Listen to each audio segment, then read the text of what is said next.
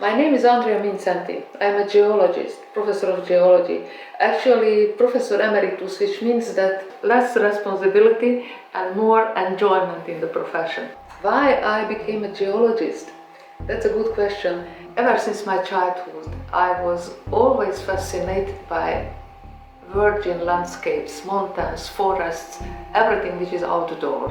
When I went to middle school, I got acquainted with a group of young people who were enthusiastic cave divers. So, after having been acquainted with this underground world, it became clear that when I grow up I will have to become a geologist, because it is geologists who know everything about what happens below the surface, how the rocks are formed and how the caves were formed.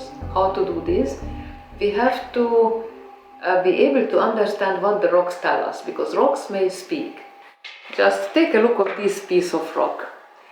This is not just an ordinary rock, it is a mineral resource. It is called bauxite, and this is the rock out of which aluminium is made. And if you are a geologist, then for instance in this case, you immediately see that this rock contains a lot of iron oxide, because we know that iron oxide is red.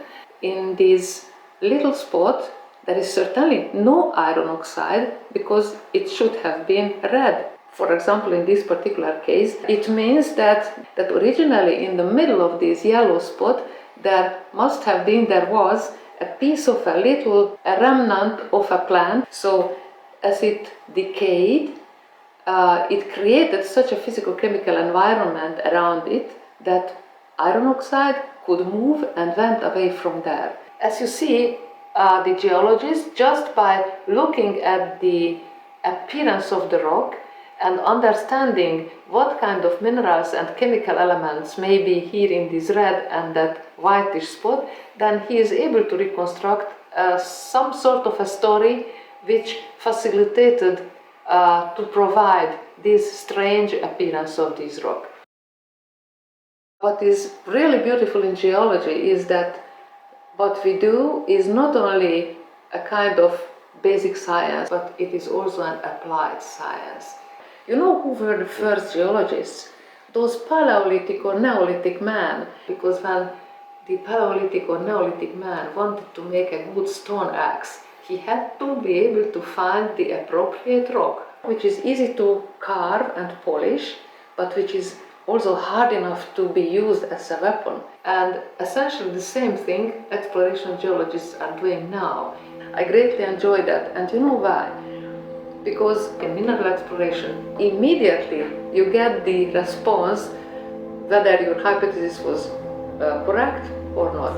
Sometimes you drill a hole into the Earth's surface and 100 meters below the surface you don't find the mineral deposit you wanted to find. Sometimes you fail, sometimes you don't find anything, but that's it. No success without taking the risk. So you take the risk, and sometimes you fail, but sometimes you are successful. There is something else which geology may provide for the society, particularly to the society of the 21st century, when we are so very much concerned about global change, climate change. It is only geology which is able to understand how system Earth really works.